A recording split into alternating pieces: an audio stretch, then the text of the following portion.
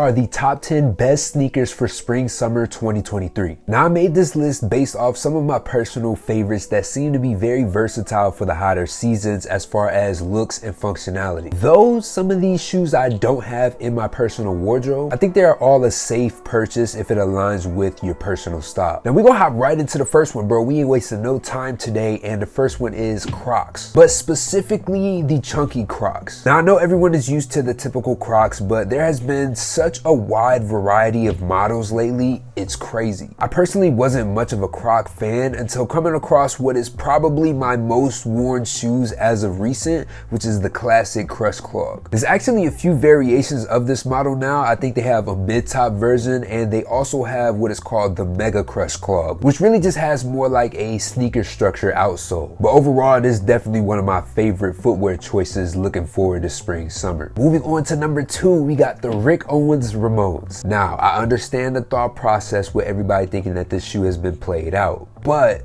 I strongly disagree. Now sure, it has gone mainstream. We done seen everybody from Playboy Cardi fans to some of the most like hood type rappers wearing them, I'm not gonna lie. But honestly, I think it's just a timeless silhouette and brings a designer feel to its originator, which is the Converse Chuck Taylor, which is actually next on the list. But overall with the Ramones, I think that you can just easily style them with shorts or pants and they look great either way. Even if you're trying to dress the shoe up a little bit, it still looks a lot more formal and a lot more designer than the Chuck Taylors. But we're gonna get into the Converse Chuck Taylors because I feel like that is also another shoe that is a staple for the spring summer season. So my reasoning for putting these both on the list despite their extreme similarities is their differences. Now the biggest gap between these two is probably going to be the price and accessibility. Now obviously everybody can't afford to pay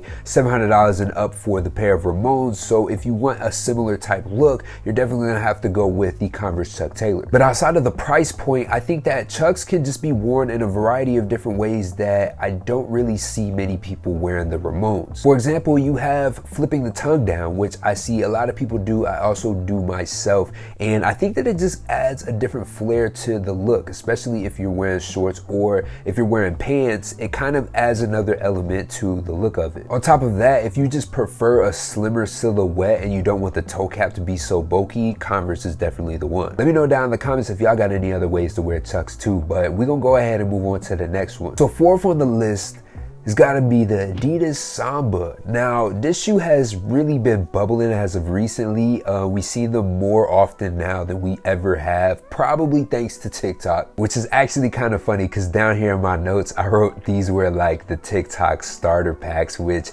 definitely is the case if you ask me. As soon as the parachute pants trend kind of emerged, this was like one of them joints that I just seen align perfectly with those. But for very good reason, they look phenomenal with these combos. I think that this is easily one of the most multifaceted shoes on the list just because I see them worn greatly with both baggy shorts and baggy pants, and you know we're in the era of baggy, so this is one of them joints that honestly you can't really go wrong with as long as you get the right colorway. Now I do see the most common colorways being the black version and the white version, so if I were you getting into fashion and just looking for a quick pickup without any thought, those are the two colorways I would probably go with. But overall, great pickup shoe. It's actually pretty odd because it's like a slimmer silhouette, but for some reason complements baggy perfectly. But we gonna move on to the next one, and that next shoe is gonna be Yeezy Slides, which actually isn't technically a shoe. I know it's a slide, but we're in the spring summertime and you can't have a list without having slides on there. So we're gonna go ahead and throw these in, which is crazy because I think Yeezy as a whole has kind of been put on pause.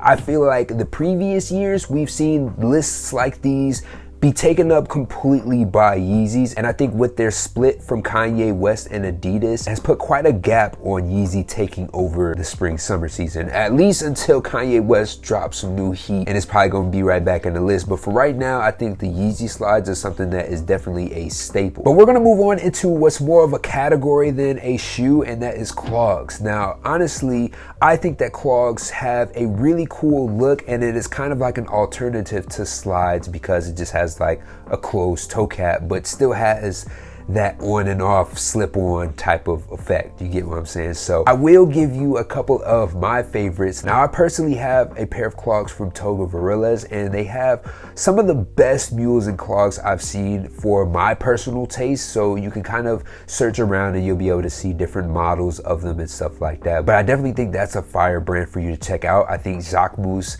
makes this really cool one that's called the La Raffia. I recently came across it, so I don't have like a huge backstory on them, but I just think that they look cool and will fit a lot of aesthetics. And then third, I would probably say the Marni loafers with the hair. Now we see them kind of emerge a lot more last year, the year before that, and I think that they will continue on into this year just because so many people have them, but definitely think that those will be cool. But I want to segue into number 7 on our list, which is going to be loafers. Now loafers is going to be the perfect shoe if you are somebody who likes to wear boots all the time. Now, I find myself wearing boots more than anything else. I really don't wear hardcore sneakers anymore, so I think that loafers is a good transition, especially if they are a bulkier outsole. So if you look at outfits with loafers that have a chunkier outsole, honestly you can't really tell much of a difference, and they're usually like a low top type of thing. So great for spring summer season. You can pair them with shorts and they still look good. You can almost like dress them up more if you want to be a lot more casual. Just